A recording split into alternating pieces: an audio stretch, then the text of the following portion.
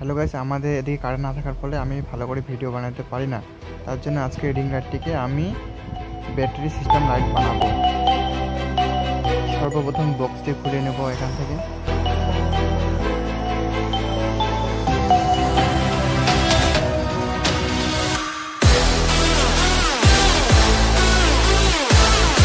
এখানে আমি পুরাতন ব্যাটারি ইউজ করব।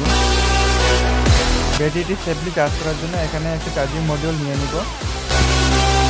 চার্জ করার সময় এই মডিউল ওভার হিট হয়ে যায়, তার জন্য এখানে আমি একটা হিট সিং ইউজ করব।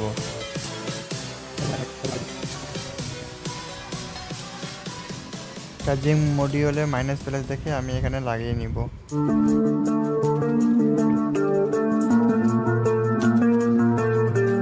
আর রিং লাইটের মধ্যে দুটি কালার রয়েছে, সেটির মধ্যে আমি হোয়াইট কালারটি নিয়ে নিব। এখানে দেখবো কোন তারের মধ্যে রয়েছে হোয়াইট কালারটি। এখানে লাইটটি অন অফ করার জন্য একটা সুইচ নিয়ে নিব।